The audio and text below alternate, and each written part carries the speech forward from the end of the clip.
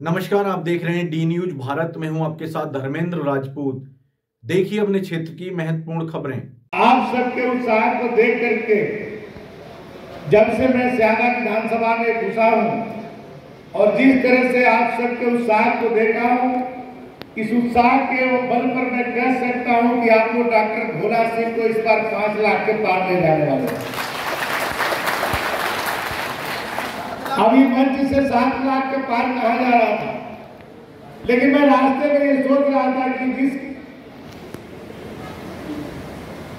जिस पार्टी के कार्यकर्ताओं में इतना उत्साह हो और सामने कोई हो ना, तो आपको तो कितना आगे बढ़ सकते हैं। आप लोग विपरीत परिस्थितियों में भी भोला सिंह जी को और देवेंद्र लोधी जी को लाखों मतों से जिताने का काम करते रहे। इस समय तो आपके लिए पूरा अनुकूल माहौल है, जिसके लिए हम लोग 500 वर्षों से संघर्ष कर रहे थे। कई पीढ़ियां जिसके लिए ये अवसर देखने के लिए बलिदान हो गई, लेकिन उनके समय में यह अवसर नहीं मिला। हम लोग पार्टी के ऐसे सौभाग्यशाली कार्यकर्ता है कि हम लोग के सामने ये सब चीज घटित होते देख रहे हैं। राम मंदिर का निर्माण पिछले 500 वर्षों से संघर्ष चल रहा था, कितनी पीढ़ियां बीत गई, लेकिन उसको अवसर नहीं मिला। लेकिन हम लोग अपने हाथों से मंदिर बनते हुए भी देखे और मंदिर में दर्शन करने का भी सौभाग्य हम सबको प्राप्त। इसलिए हम लोग तो विशेष समय में पैदा हुए हैं, इसलिए इस समय ये चुनाव हो रहा है।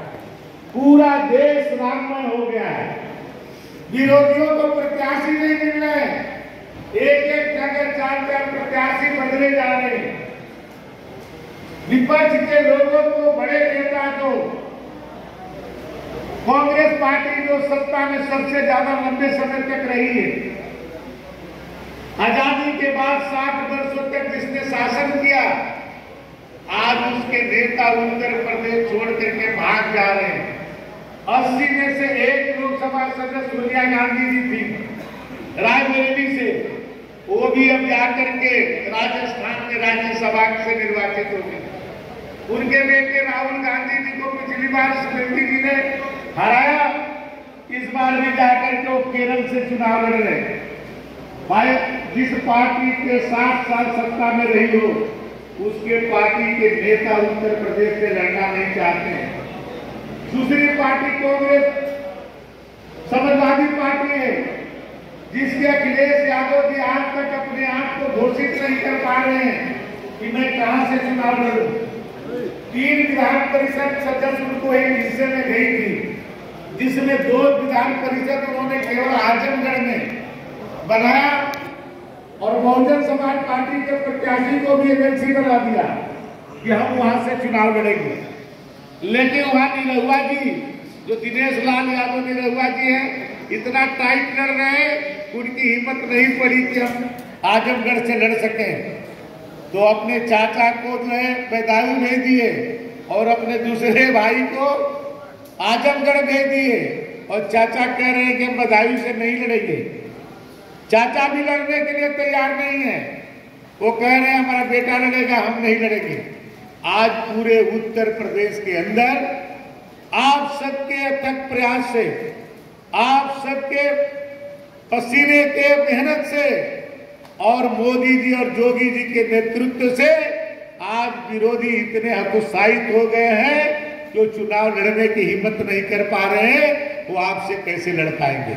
इसलिए आप, क्योंकि यहां पर आप लोग वो हैं कि थोड़ी सी आप लोग अपनी इच्छा शक्ति को बढ़ा देंगे तो 7 लाख के पार भी डॉक्टर भोला सिंह को पहुंचा सकते हैं। एक वोट, मुझे बताया गया कि 5000 से ज्यादा यहां पर पन्ना प्रमुख बनाया गया है, और सभी अपने पन्ना प्रमुख, अपने पेज प्रमुख यदि ये निर्णय कर लें कि हम एक वोट भी अपने बूथ पर बिना वोट के खाली नहीं रहने देंगे, तो आप देखिए आपका परसेंटेज कितना बढ़ जाता है। क्योंकि आप यदि 10-15 वोट अपने बूथ पर बढ़ाएंगे तो भोला सिंह को लाखों वोट बढ़ने में आसान हो जाएगा। तो आप लोग इस बार ऐतिहासिक वोट जिता करके आप लोग भोला सिंह को यदि संसद में मोदी जी के साथ भेजेंगे तो आप ये समझिए कि इस बार केवल भोला सिंह मंत्री केवल सांसद नहीं रहेंगे, क्योंकि आप लोगों ने कई बार जिता दिया है उनको लाखों लाख वोट से। इस बार मोदी जी के मंत्रिमंडल में मंत्री भी बन जाएंगे। और जब मंत्री बनेंगे तो इस क्षेत्र का विकास कितना तेजी से होगा, क्योंकि भाई देवेंद्र भाई जानते हैं कि भाई जितना हम लोग अपने क्षेत्र में विकास कर लेते हैं उतना भाई इनके बहुत संघर्ष करना पड़ता है। क्योंकि कोई दूसरा मंत्री हम लोग के पास आता है तो हम लोग कहते मेरा वाला काम करिए आप, तो जो अपना विभाग वाला वो हमारा कर देता है तो मैं भी उसका कर देता हूँ, तो हम लोग अपने क्षेत्रों का विकास हो जाता है। और संयोजक इसके कौन है? तो खाली भोला सिंह का लाभ नहीं मिलेगा, देवेंद्र जी को भी लाभ मिलेगा, क्योंकि जिताने वाला काम तो यही कर रहे हैं। तो आप लोग क्योंकि दिल्ली के बहुत नजदीक है बुलंदशहर, तो इस बार आप लोग सभी रिकॉर्ड को तोड़ दीजिए मित्रों, क्योंकि जो सपने देखे थे हम लोगों ने आज वो सपने एक एक करके सभी पूरे हो रहे हैं। पार्टी जिस विचारधारा को लेकर के पंडित दीनदयाल उपाध्याय जी और डॉक्टर श्यामा प्रसाद मुखर्जी जी चले थे, आज वो एक एक करके पूरा हो रहा है। दुनिया के अंदर इतने कम समय में इतनी बड़ी पार्टी होने का गौरव किसी को मिला है तो भारतीय जनता पार्टी को मिला है। और भारतीय जनता पार्टी एक ऐसी पार्टी है जो कार्यकर्ताओं से निकली हुई पार्टी है। बाकी पार्टियां परिवार से निकली हुई पार्टियां हैं, लेकिन भारतीय जनता पार्टी कार्यकर्ताओं की बनाई हुई पार्टी है। 10 कार्यकर्ताओं ने जिस पार्टी को बनाया, जो नौजवान कार्यकर्ता जिनके हम लोग माल्यार्पण करके अपने कार्यक्रम को शुरू करते हैं, जैसे डॉक्टर श्यामा प्रसाद मुखर्जी जी, दीनदयाल उपाध्याय जी, उसमें केवल एकमात्र डॉक्टर श्यामा प्रसाद मुखर्जी जी थे जिनका 35 साल से ज्यादा उम्र था। बाकी दीनदयाल उपाध्याय जी समय 28 वर्ष के थे, अटल बिहारी वाजपेयी जी 26 वर्ष के थे, अडवाणी जी 24 वर्ष के थे। इसी तरह से भाई महावीर हो, सुंदर सिंह भंडारी हो, ऐसे 10 नौजवान कार्यकर्ताओं ने इस पार्टी को बनाया जनसंघ के रूप में। और वो पार्टी आज इतने तीव्र गति से विकास करते हुए आज दुनिया की सबसे बड़ी पार्टी बन गई है, जिसका 20 करोड़ से ज्यादा सदस्य संख्या है। लाखों कार्यकर्ता आपकी तरह अपने जीवन को पूरे समर्पित करके इस पार्टी को आगे करने का काम किए हैं मित्रों। और आप सबके नेता, हम सब उस समय पढ़ा करते थे लखनऊ विश्वविद्यालय में, उनके ही प्रयास से मैं लखनऊ विश्वविद्यालय का अध्यक्ष बना था। ऐसे बाबू कल्याण सिंह जी, जिन्होंने अपने पूरे जीवन के राम मंदिर के आंदोलन में लगा दिया था, और आप जानते हैं कि उन्होंने अपनी सरकार को भी राम मंदिर के लिए कुर्बान कर दिया और जेल जाने का भी काम किया था। आज वो राम मंदिर भी बन करके तैयार हो रहा है। आज वो भी कहीं स्वर्ग में होंगे तो आज हम सबको आशीर्वाद दे रहे होंगे कि जो सपने उन्होंने देखे थे वो सपने आज माननीय नरेंद्र मोदी जी और उत्तर प्रदेश में योगी आदित्यनाथ जी साकार कर रहे हैं। भारतीय जनता पार्टी एक ऐसी पार्टी है कि आप अपने काम के बल पर, आप आज बूथ अध्यक्ष हैं, मंडल अध्यक्ष हैं, आप शक्ति केंद्र प्रभारी हैं, और आप अपने योग्यता के बल पर कल आप मंच के इस साइड में बैठ सकते हैं और मंच पर बैठने वाले लोग उस साइड में बैठ सकते हैं। कि केवल भारतीय जनता पार्टी में संभव है, क्योंकि आज इसके नेता चाहे वो नरेंद्र मोदी जी हो, वो भी एक सामान्य परिवार से निकल करके, चाय बेचने वाले के परिवार से निकल करके आज हमारे राष्ट्रीय नेतृत्व कर रहे हैं। आज केवल भारत के ही नहीं, दुनिया के सबसे लोकप्रिय नेताओं के शुमार में कोई नेता है तो नरेंद्र मोदी है। आज योगी आदित्यनाथ भी एक सामान्य परिवार से, आज उनके परिवार के लोग भी आज जो है फॉर्चून की दुकान चला करके जीविकोपार्जन करते हैं। यदि वो चाहते तो मुख्यमंत्री बनने से पहले भी जिस मठ के मठाधीश हैं गोरखपुर में, क्योंकि जिधर से हम लोग विधायक हैं वो उनका मठ उधर ही पड़ता है। हम लोग बचपन से उस मठ को देखे हैं, बहुत समृद्धशाली मठ है। पूरा गोरखपुर शहर आधा उन्हीं की प्रॉपर्टी है। करोड़ों रुपया उनके जो है केवल किराया आता है। वहां के विश्वविद्यालय से लेकर के कॉलेज, पॉलिटेक्निक, इंजीनियरिंग कॉलेज सभी उन्हीं की जमीन पर बना हुआ है। वहां पर एक बहुत बड़ा बलरामपुर के अंदर एक देवी पाटन स्थान है, जहां पर देवी जी की मूर्ति है। लाखों के चढ़ावे प्रतिदिन आते हैं उस मठ के मठाधीश थे योगी आदित्यनाथ जी। लेकिन आप देखते होंगे टीवी पर, कभी कभी देखते होंगे कि उनकी बहनें एक छोटे से परचून की दुकान पर काम करके अपने जीविकोपार्जन करती हैं। वो चाहते तो अपने परिवार को समृद्ध बना सकते थे।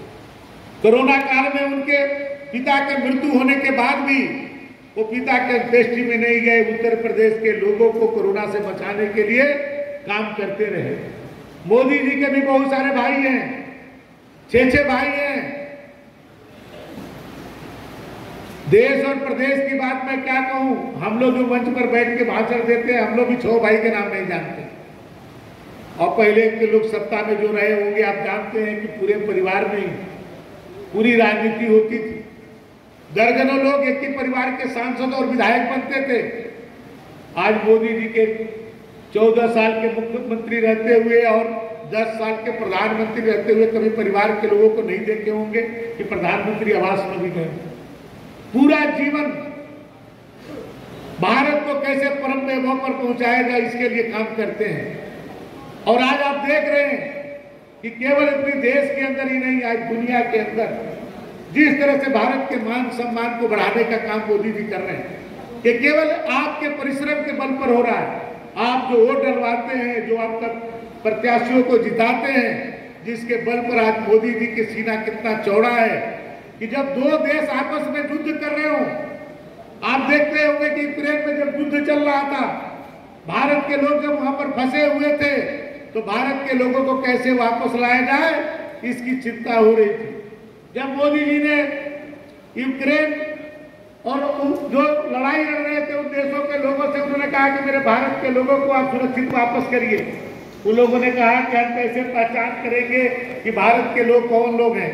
उन्होंने कहा कि जो तिरंगा लेकर के आए वो भारत के लोग हैं। आप देखते होंगे जब तिरंगा लेकर के लोग जो चले थे तो सभी सुरक्षित पहुंचने का काम किए, और वहां के जो पाकिस्तान और अफगानिस्तान के लोग भी वहां पर थे, अब उनको लगा कि तिरंगा लेकर के हम जाएंगे तो युद्ध विराम हो सकता है, तो वो भी तिरंगा लेकर के भारत गया, वो बाहर निकलने का काम किया। आज दुनिया के अंदर आपके तिरंगा का मान सम्मान कितना बढ़ चुका है। आप देखते हैं जब G20 की मीटिंग हुई तो मोदी जी को जो है अफ्रीका का राष्ट्रपति पैर छू करके आशीर्वाद दे रहा है, ऑस्ट्रेलिया के राष्ट्रपति उनको बॉस कह करके संबोधित करता है, अमेरिका के राष्ट्रपति कहता है कि मोदी जी एक बार कह दीजिए कि फिर से एक बार ट्रम्प। ये कितनी बड़ी लोकप्रियता आपको मिल रही है, ये केवल आपके वोट की ताकत है। आपने 2014 में जितने वोट से जिताया था उससे ज्यादा अंतर से आपने 2019 में जिताया, ये आपकी वोट की ताकत है। इसलिए आप भोला सिंह को नहीं जिता रहे हैं, आप भोला सिंह के साथ साथ आप योगी आदित्यनाथ को भी जिता रहे हैं। आप भोला सिंह के साथ साथ आप नरेंद्र मोदी जी को ताकत को बढ़ा रहे हैं। मित्रों, आज पूरा दुनिया की निगाहें भारत पर पड़ी है। भारत आज किस शक्ति के साथ आगे बढ़ रहा है, भारत की अर्थव्यवस्था बढ़ रही है। कोरोना काल में बड़े बड़े देश तबाह हो गए, चाहे इंग्लैंड, अमेरिका, जापान जो भी हो, वो तबाह हो गए जो आर्थिक स्थिति से बहुत मजबूत थे। लेकिन कम संसाधन होते हुए भी अपने 80 करोड़ गरीब भारतवासियों को निःशुल्क राशन देने का काम किसी ने किया तो नरेंद्र मोदी जी ने किया। एक बार नहीं किया, 2-2 बार किया। आज नमक, तेल, चीनी से लेकर के बच्चे का अन्नप्राशन, चाहे बिटिया की शादी हो, आज सब कुछ कोई कर रहा है तो सरकार कर रही है।